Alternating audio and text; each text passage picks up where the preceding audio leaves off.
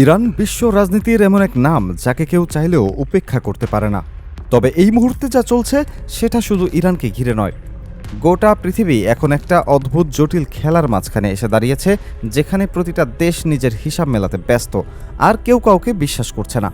Hormuz প্রণালী বন্ধ আছে এটা তো সবাই জানেন, কিন্তু এর পেছনে যে শুধু ইরানের একার ইচ্ছা কাজ করছে এমনটা ভাবলে বিশাল ভুল হবে। এই প্রণালী বন্ধ থাকার পেছনে এমন কিছু গোপন স্বার্থ কাজ করছে যেগুলো সাধারণ চোখে ধরা পড়ে না। আকাশে মিসাইল উড়ছে, ড্রোন ছুটছে ঠিকই, কিন্তু তার নিচে চলছে আরেক ধরনের লড়াই। সেটা হলো কূটনীতি আর স্বার্থের এক নিঃশব্দ যুদ্ধ, যেখানে জয়ী হতে গেলে অস্ত্রের চেয়ে বুদ্ধি বেশি কাজে লাগে।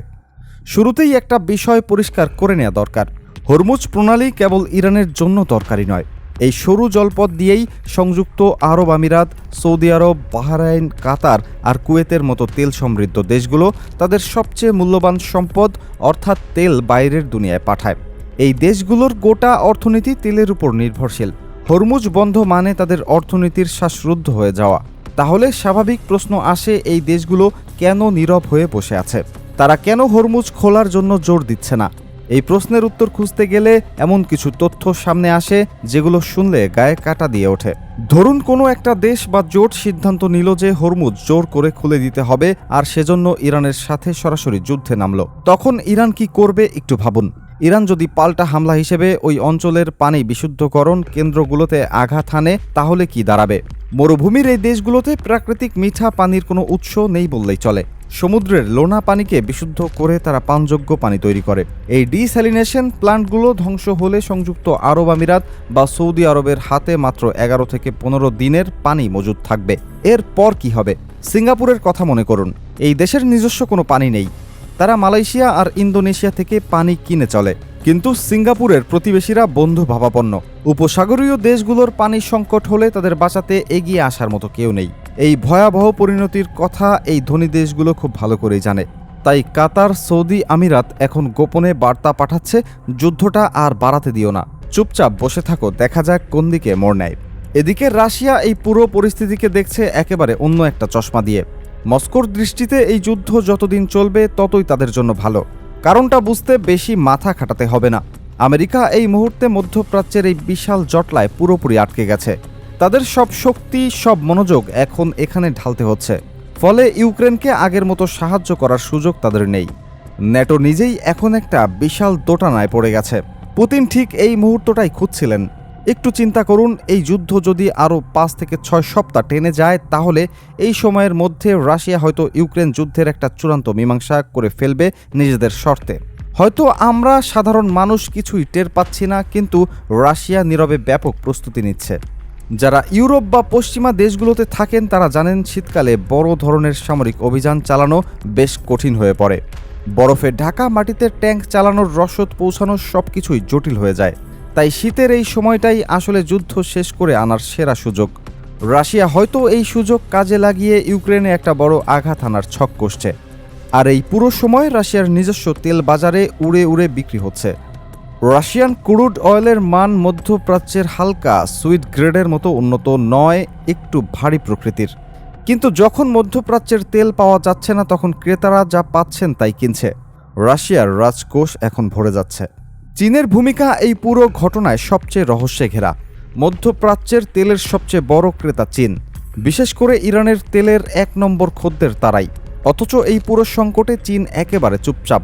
তাইওয়ান নিয়েও তারা কোনো নাড়াচাড়া করছে না। অথচ এখনই তো তাদের সেরা সুযোগ ছিল তাইওয়ান দখলের। আমেরিকার সব মনোযোগ মধ্যপ্রাচ্যে আটকে আছে, কিন্তু চীন কিছুই করছে না। কারণটা কি? চীন আসলে সম্পূর্ণ আলাদা একটা কৌশল নিয়ে খেলছে। তারা বুঝেছে এই যুদ্ধে সরাসরি ঢুকলে লাভের চেয়ে ক্ষতি বেশি, বরং দূরে দাঁড়িয়ে চুপচাপ দেখে যাওয়াই তাদের জন্য সবচেয়ে বুদ্ধিমানের কাজ। এই পুরো যুদ্ধে আমেরিকা যে পরিমাণ অস্ত্র খরচ করেছে, যে পরিমাণ জ্বালানি পোড়াচ্ছে, যে পরিমাণ টাকা ঢালছে, সেটা কল্পনাতীত। অথচ চীন এই পৃথিবীর একমাত্র বড় শক্তি, যার একটি গুলিও খরচ হচ্ছে না, একটি পয়সাও বাড়তি যাচ্ছে না। তারা সর্বোচ্চ যা করেছে সেটা হলো ইরানকে কিছু গোয়েন্দা তথ্য দিচ্ছে, আর গোপনে যেসব অস্ত্র সরবরাহ করেছে সেগুলোর বিনিময়ে ইরানের কাছ থেকে নগদ অর্থ বা তেল নিয়ে যাচ্ছে। একটা দৌড় প্রতিযোগিতার কথা ভাবুন। এই যুদ্ধ শুরুর আগে আমেরিকা চীনের চেয়ে 20 কিলোমিটার এগিয়ে ছিল।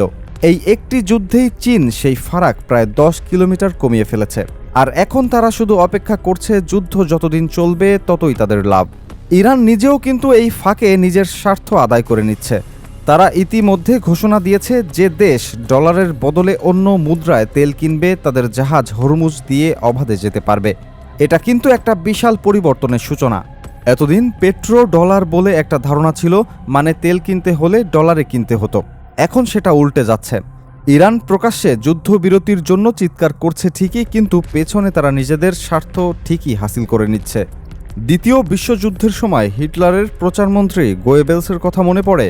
তার কাজই ছিল মিথ্যা খবর ছড়ানো, সৈন্যদের মনোবল ধরে রাখা আর বিশ্বকে ভুল পথে পরিচালিত করা।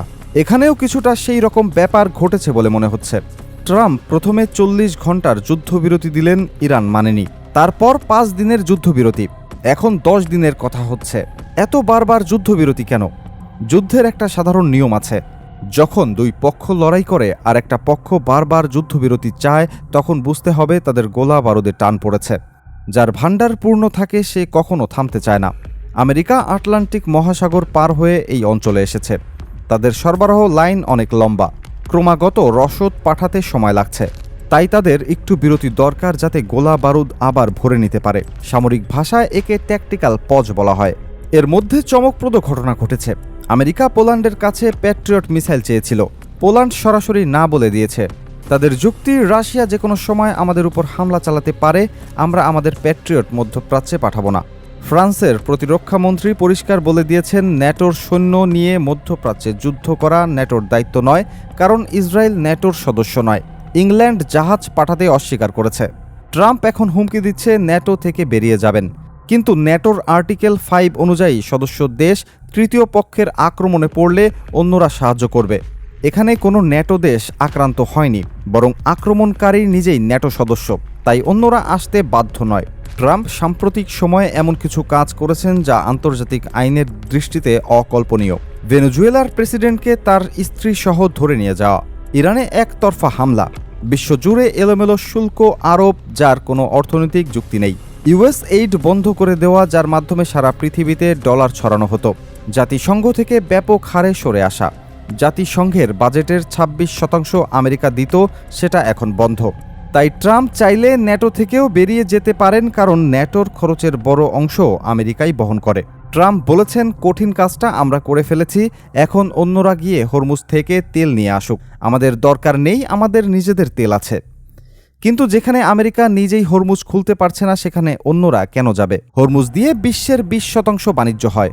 ইউরোপ, চীন, ভারত সবাই সংকটে আছে ঠিকই, কিন্তু তারা হিসাব করে দেখেছে যুদ্ধে জড়ালে ক্ষতি বেশি হবে নাকি অপেক্ষা করলে যুদ্ধ শেষে আবার তেল পাওয়া যাবে। ডলারে না পেয়ে অন্য মুদ্রায় পেলেও চলবে, সেই লাভটাই বেশি। তাই সবাই এখন অপেক্ষায় আছে। আকাশে মিসাইলের যুদ্ধ চলছে ঠিকই, কিন্তু তার নিচে আরও ভয়ঙ্কর এক কূটনৈতিক যুদ্ধ চলছে, যেখানে প্রতিটা দেশ শুধু নিজেদের স্বার্থটুকু দেখছে আর বাকিদের জন্য অপেক্ষা করছে কে আগে ভুল করে।